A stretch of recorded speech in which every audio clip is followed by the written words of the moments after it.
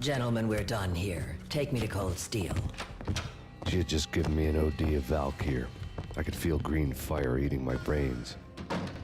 They turned to steam. They did a fade on me. I'd never had a chance. The witch had got me just as sure as if she put a gun to my head and pulled the trigger. The shadows rushed me, bruised mugshot faces hungry for revenge. They knew my weak spots and closed in for the kill. The floor turned into a vortex of green blood. I fell. The flesh of fallen angels.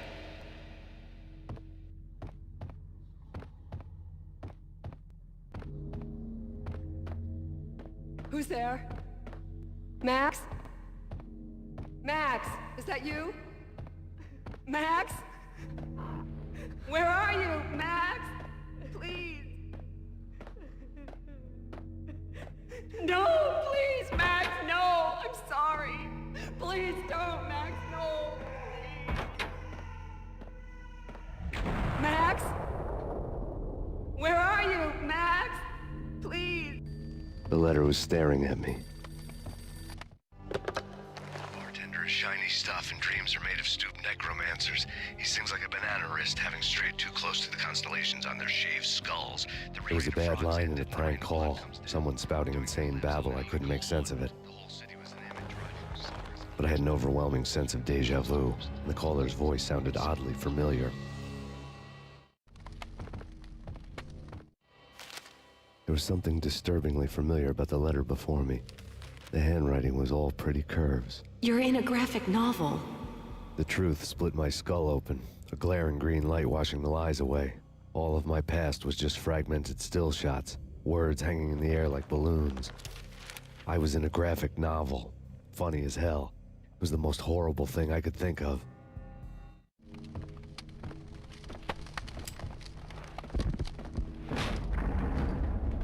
The weird piece of paper looked... There was something disturbingly familiar about the letter before me. The handwriting was all pretty curves. You're in a computer game, Max.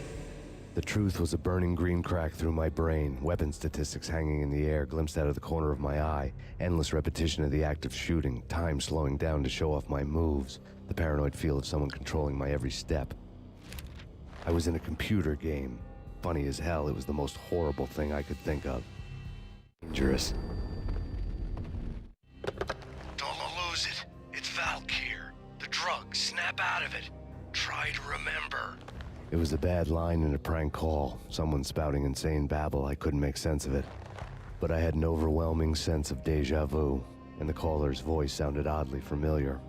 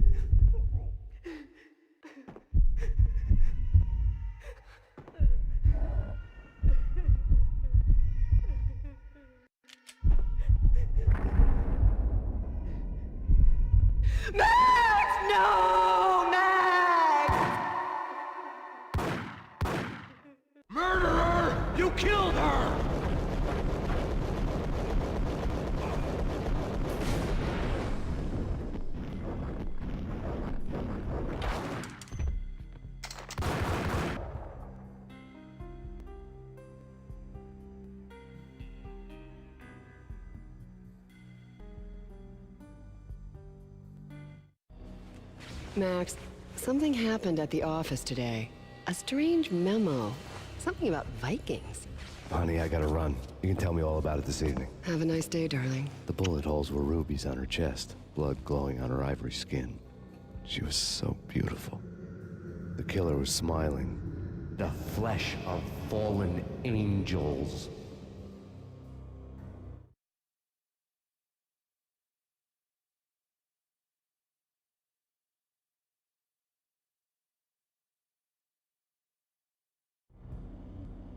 Slowly, the green nightmare faded, leaving dark stains on my soul that would never come off.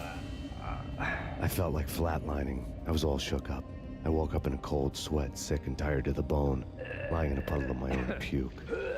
The hag had said take me to cold steel before it had all gone crazy. It was a clue, the only one I had. It took me forever to crawl back to my feet and hit the road, but when I did, I drove straight to Cold Steel Foundry outside the city. There was a whole lot of action around the place for a freezing winter night. Trucks coming and going, men running. I had the drop on the mystery witch. She thought I was dead. I was on her blind side. I was going in. The bad trip had put me in a crazy mood, adrenaline pumping through my aching veins. Staggering on the mill roof in ice and snow and wild wind, I was a ninja. My kung fu was strong. I wasn't kidding anybody. At best, I was Superman on kryptonite about to fall through a skylight, down to where it was all going down. A half-abandoned industrial area in the middle of nowhere. The factory was a perfect front for any number of illegal activities.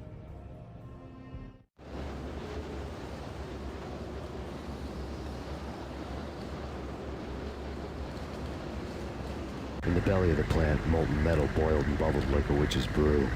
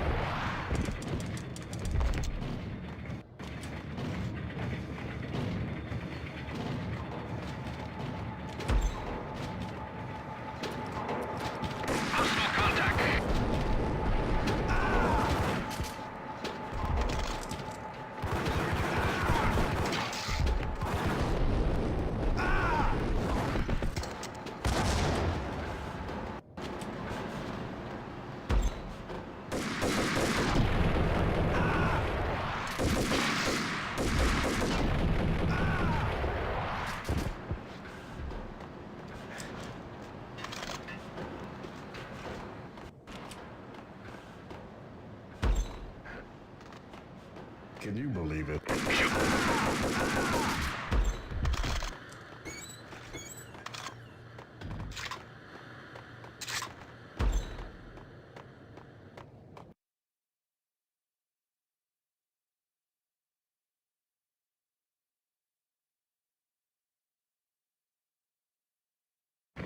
Casualty status.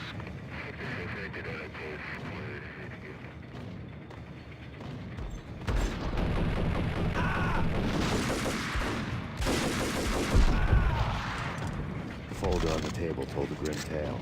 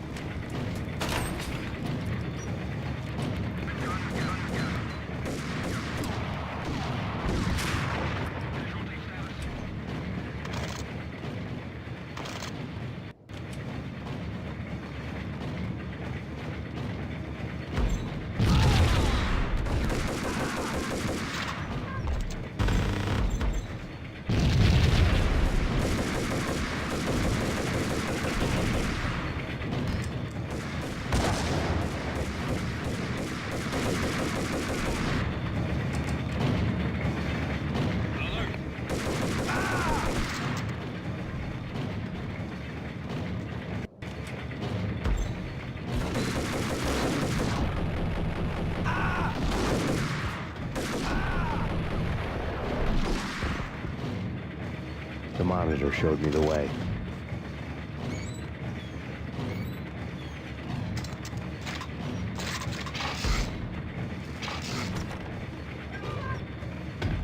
Processing diagrams filled the control room screens, all but one.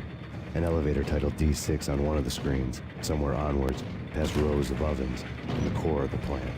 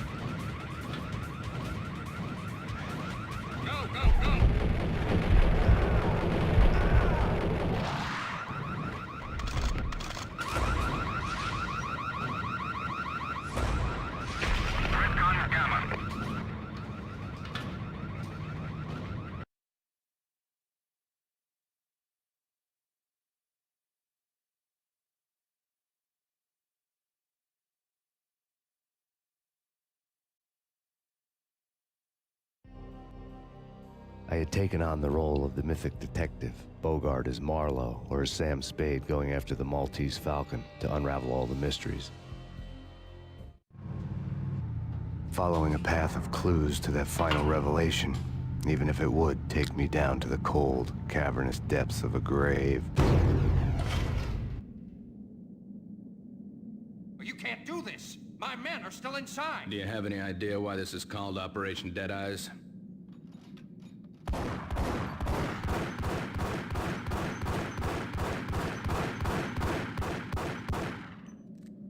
I think he's dead already. Let's do it.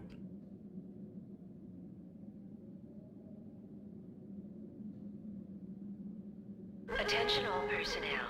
The self-destruction sequence has been initiated. Evacuate the complex immediately. We've got company. Repeat. The self-destruction sequence has been initiated.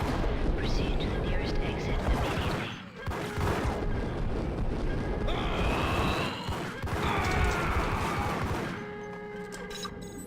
Abort! Abort!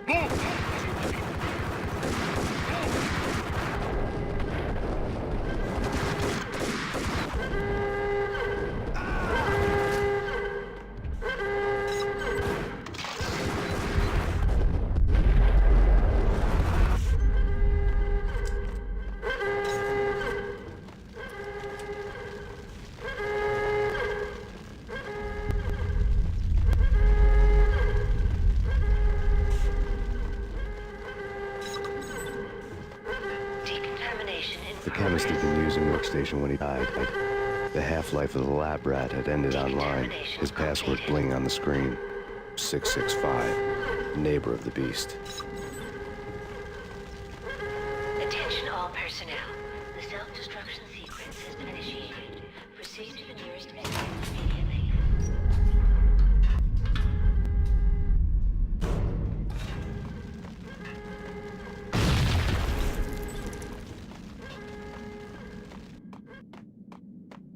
Hey! In here! Thanks. I thought I was gonna die in there for sure. I need you to get me through the decontamination chamber airlock. You're crazy! No way! The place is blowing up, for Christ's sakes! Either that or back to the cell. Your choice. Okay, I'll do it. I'll do it.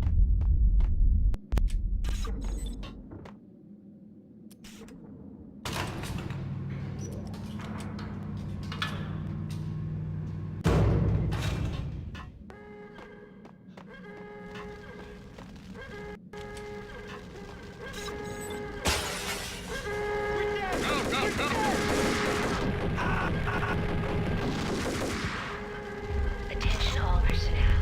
Social has been initiated. Proceed to the nearest exit immediately. Get in. I'll punch you through. You did a bad thing. Bad. Examination.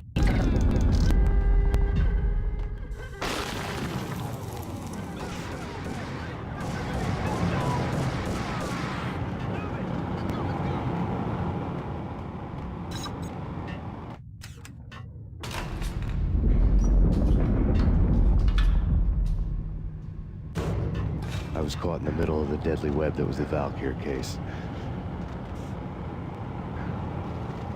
One of the lab terminals had the project logo on the screen.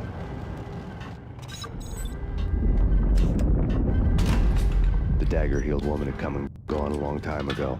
There was nothing more for me here. The bunker's name was acting as a self-fulfilling prophecy.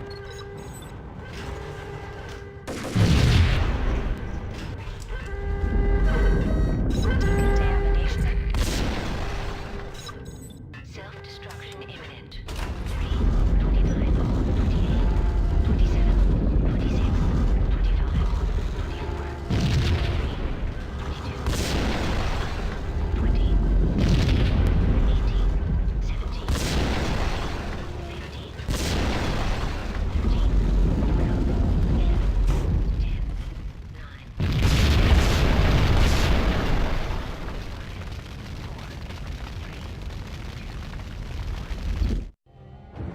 You piece together a jigsaw and the final picture is you finishing that same puzzle. A mad, green-eyed killer standing behind you. An urban legend come true. The Project Valhalla test subjects had been the mad junkies who had murdered my loved ones. The rest was simple body count math. It all pointed to her. Ms. Valkyr.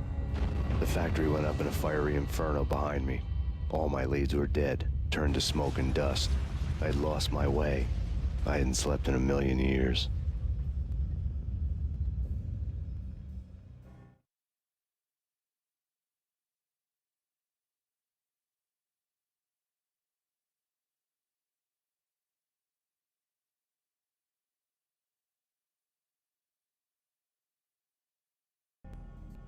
I felt thin as death. I've been living on an endless supply of week-old donuts. They were fuel for this crazy furnace inside my head. I couldn't remember when I had last seen the sun. I was on a permanent graveyard shift. When the darkness fell, New York City became something else, any old Sinatra song notwithstanding. Bad things happened in the night, on the streets of that other city, Noir York City.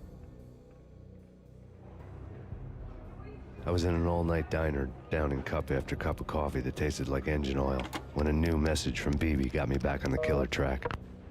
What the hell happened at Roscoe Street? Maxie, I'm going out on a limb here. We need to talk this through, come up with a plan. 2:30 a.m., the Choir Communications Garage. The more I thought about Alex's murder and the frame-up, the more it felt like an inside job. I should have seen it coming. BB had sold me out, and now he wanted to finish what he'd started. The garage was dead. BB showed up in his tailor-made suit, gold watch, and cufflinks to match, all way beyond a cop's pay. Maxie. Oozing suave charm, he was guilty as hell. What the hell does BB stand for anyway? Backstabbing bastard? Come on, don't be like that. Have a cigar. I don't smoke. Maxie, you have no idea how big this is. It's huge. You have no idea. I think I do. You're a bribe-taking bent cop who sold out his partner. Those mobsters in the subway were a dead giveaway. Hard to miss. Bet it was exactly like this with Alex.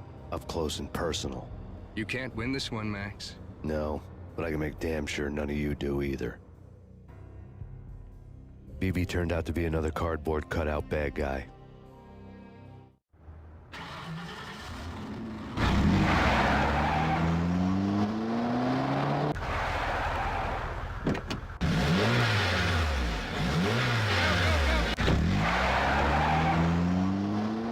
A bad cop on the take.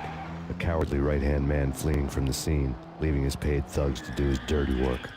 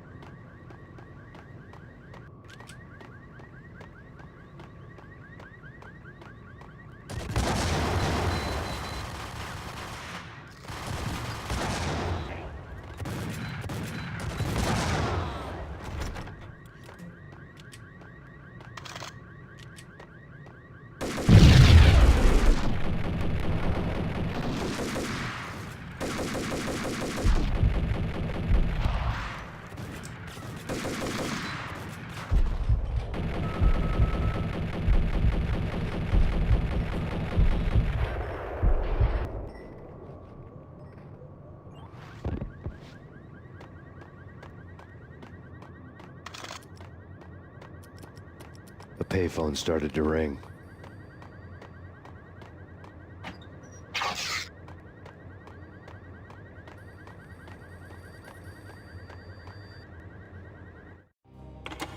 Yeah.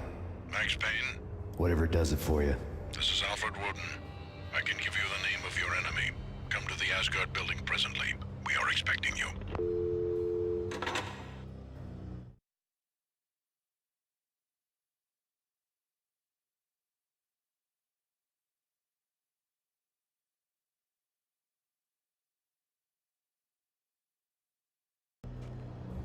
Woden was waiting for me on the steps of the old building. Mr. Payne, let's go inside. The others are anxious to begin. The others? Despite the general misconception, this building actually predates the City Hall by 2 years, thus being the oldest municipal building still in use here at the foot of the Brooklyn Bridge. No kidding. The old man played tour guide as he led me through a dark, domed hall. The answers I was after loomed large ahead.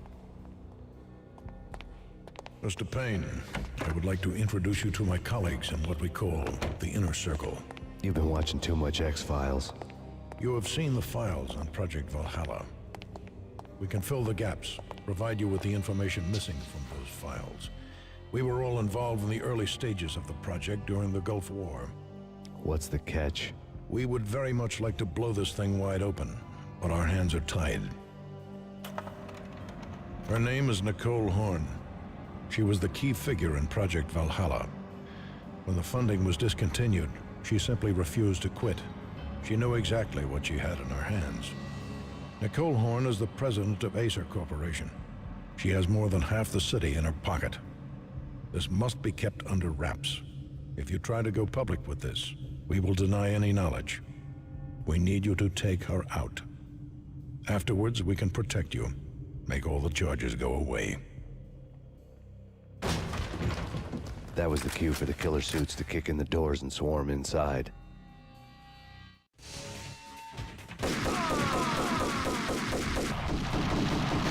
It was an impressive floor show, but I decided to leave early anyway.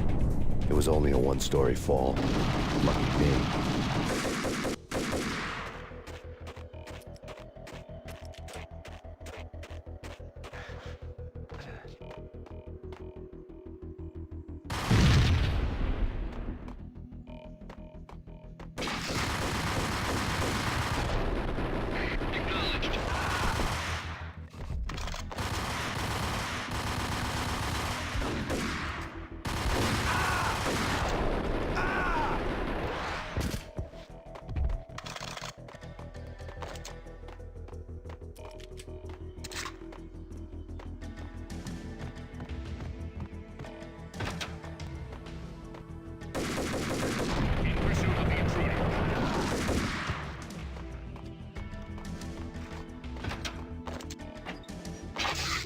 One of them on screen, the so-called corpse of Alfred Woden stood up, miraculously waking from his dirt nap, looking smug among his dead pals.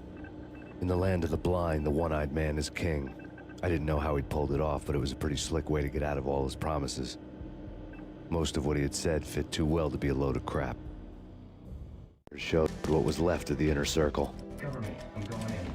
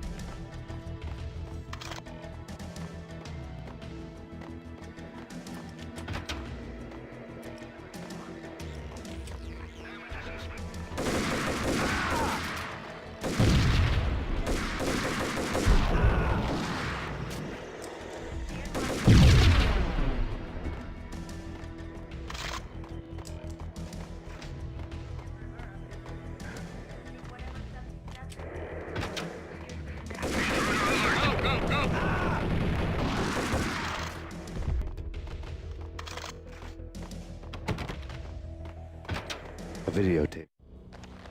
Nicole Horn had blackmailed the inner circle into silence. The tape came with a curt extortion note on a piece of expensive paper. I remembered Candy Dawn taping her clients in action on the side, selling the tapes to the highest bidder. I was sure that kinky sex was nowhere near Alfred Woden's worst sin, but I had a feeling that when this was over, any collateral would come in handy. Lay on the desk. Nothing seems to stop Acer Corporation's phenomenal victory march. Incredibly, the stocks are still rocketing. Worried experts already see a danger in the company's success. Some have gone as far as to say that Acer Corporation is about to become an even bigger monopoly than Microsoft ever was.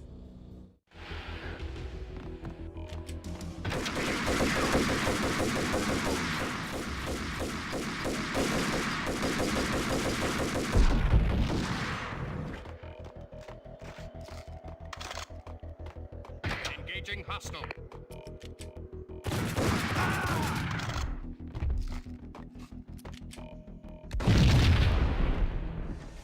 Go, go, go!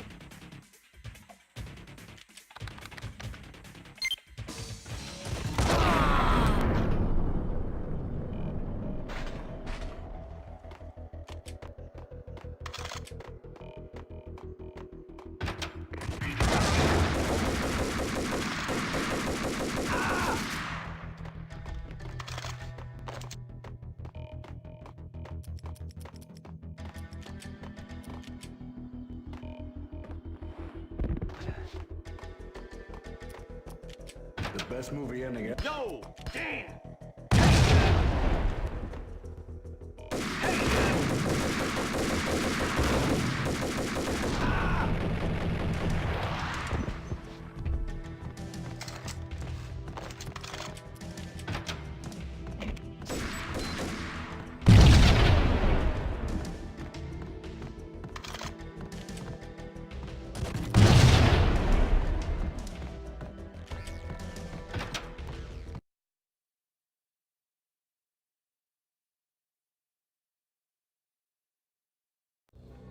I had dreamed of revenge. Those dreams were always nightmares, of coming close and then failing.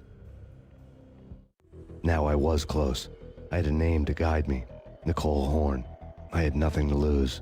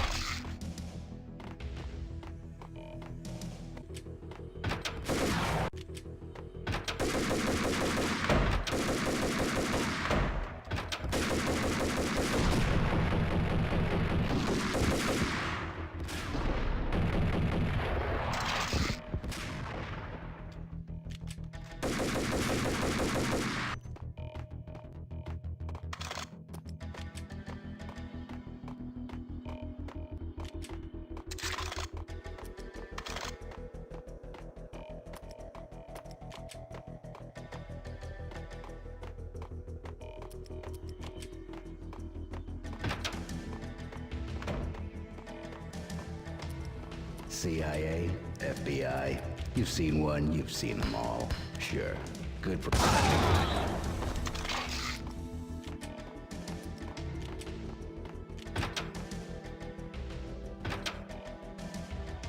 Take him down. Shoot to kill. Let's finish this.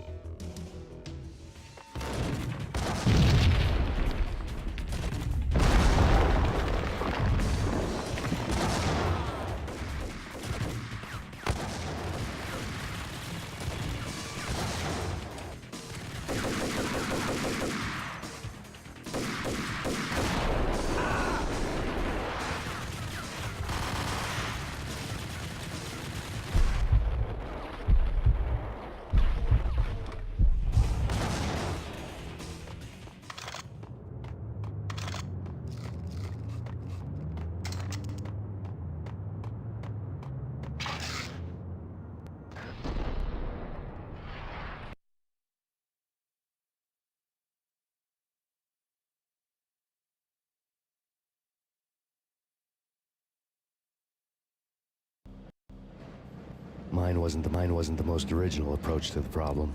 It wasn't as if it hadn't all been done before. An eye for an eye, the first principle of revenge. Old as dirt, still going strong. The cardinal rule in going after someone with an intention to kill was not to make it personal, which it almost always ended up being anyway. It did with me. I took my time, cruising around the city in the snow. There was no hurry. I knew what I had to do now. I took my time, thinking about it, building up the rage. When I was ready, I parked the stolen wheels at the front entrance of the Acer Corporation headquarters. Got out, got in, got cracking. I had a bullet with Nicole Horn's name on it. I had 10,000 bullets with the hag's name on them. She had ultra-high-tech security systems, enough mercenaries and weaponry to start World War III. There was no fear. New York disappeared behind a veil of snow. I had crossed the threshold. This was her domain, sleek and sexy and soulless, all glass and steel. A place of color-coded security key cards, metal detectors, and surveillance systems.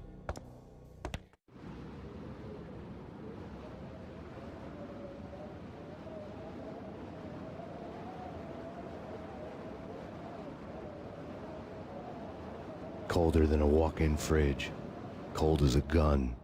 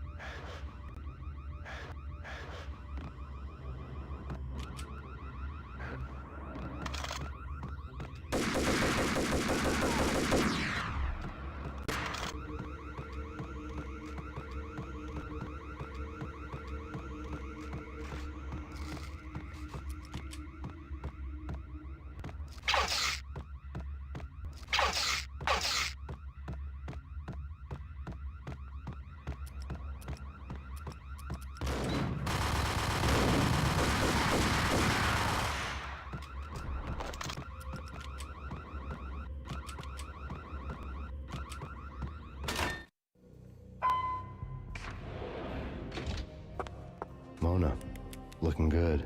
Max, we gotta stop meeting like this. It will be a cold day in hell before I let a narc cop stop me. Miss Sachs, do your job. Relax, Max. You're a nice guy. I don't kill nice guys. Hornhead. To cut her ties to the mafia, cut her ties to the mafia, cut her ties to the mafia. He deserved to die. The same goes with her. She's the bad guy here. Her sister was whispering to her in my favor. I knew the appetites of ghosts intimately. They hungered for revenge. No! A gunshot boomed and she fell down in slow motion. She was a nice girl, not really a stone-cold killer. And now she was stone-cold dead. Like religious fanatics or loyal samurai, Horn's private army was coming at me. Contact.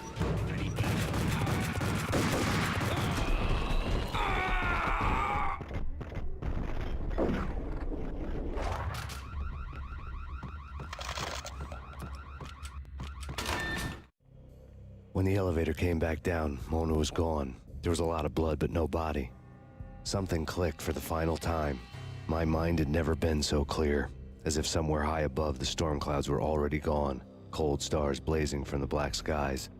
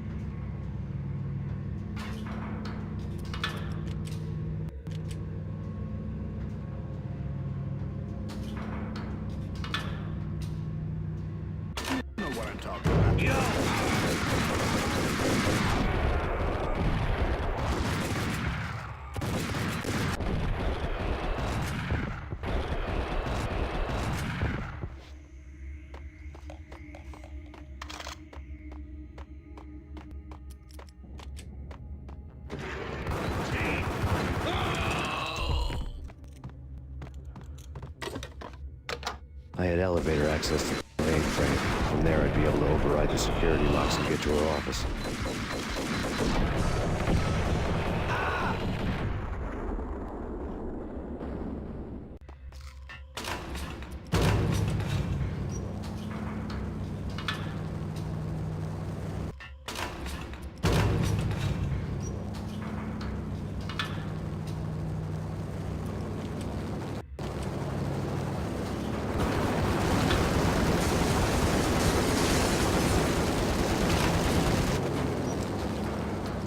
The unmarked chopper was Horn's pet guardian, inhuman and flawless. It was stalking me.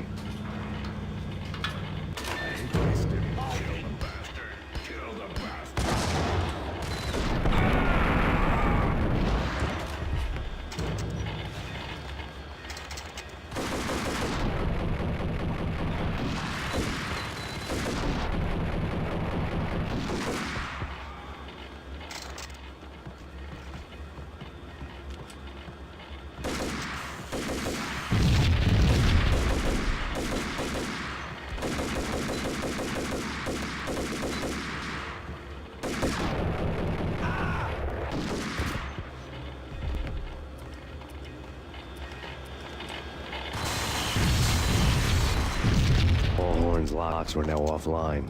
All bets were off. The elevator would take me all the way up.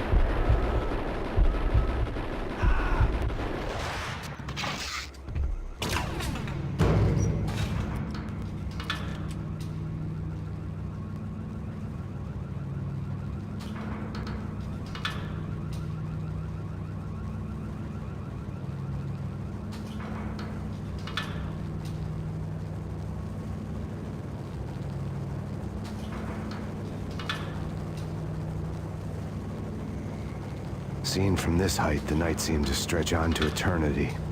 A hint of desperation had crept into the snowstorm, as if it was trying to get it all out before the end.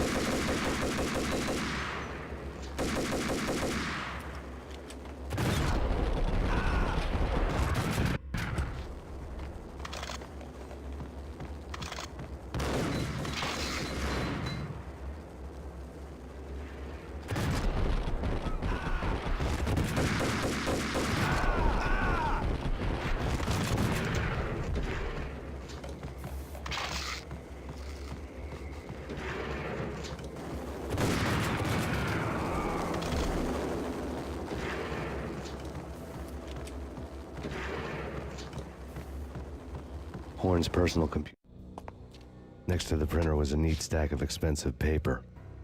Hacking through Horn's computer would have unearthed files of criminal plans, strategies for world domination, spy helicopter reports, illegal wiretap recordings, internet porno, all of the above.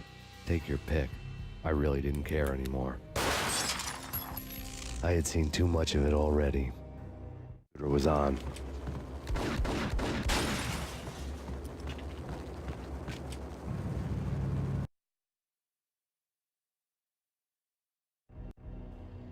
Valkyr had been meant to be a white-winged maiden that would lift you to a warrior's heaven, but it turned out to be a one-way demon ride to hell. The devil was in the drug. I knew. I had met him.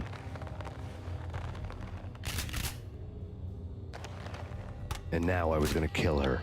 The queen of the underworld who had tried to lift herself a bit closer to heaven with her drug money. No begging, no bribes. She knew better. Honor among killers. We who were about to die. Both of us knew how this would end, in pain and suffering. All this because your wife stuck her nose into things that were none of her business. The cops were coming to take me away. The sirens were like a bad conscience I couldn't shake.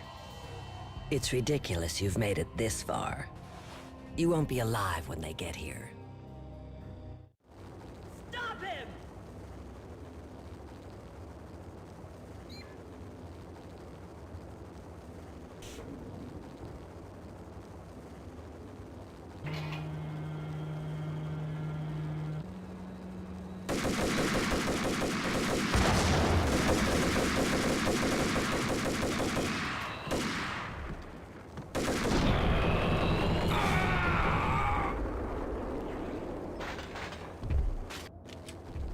The elevator lobby. Get us back up now. Max Payne, this is futile. A waste of time. The deaths of your wife and daughter were necessary. Inevitable. It is done. You cannot bring them back. Nothing you do will make it any better.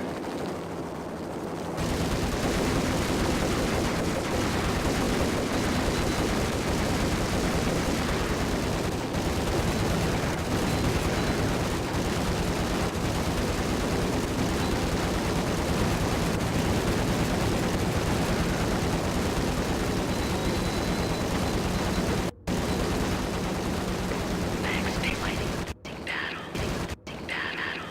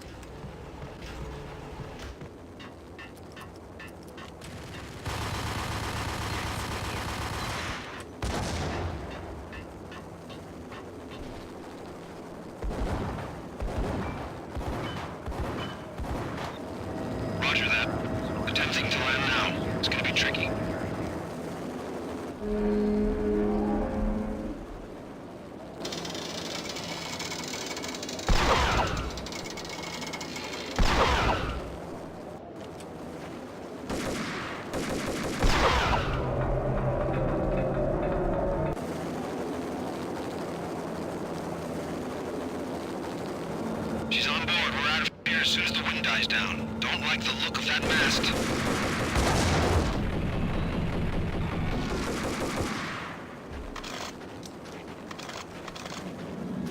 Lift off in 1 minute.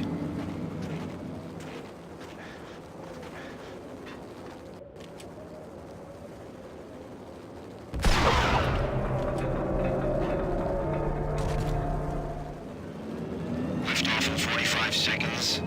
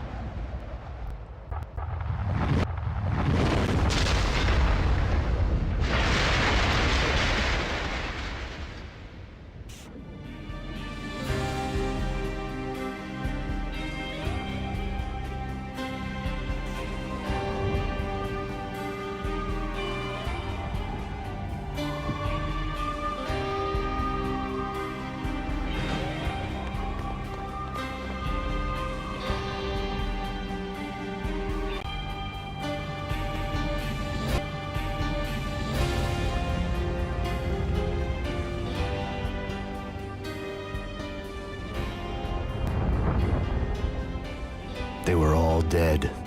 The final gunshot was an exclamation mark to everything that had led to this point. I released my finger from the trigger. And then it was all over. The storm seemed to lose its frenzy. The ragged clouds gave way to the stars above. Max Payne, this is Deputy Chief Jim Bravura from the NYPD. We've got the building surrounded. Throw down your weapons and lie down with your hands behind your head. A bit closer to heaven.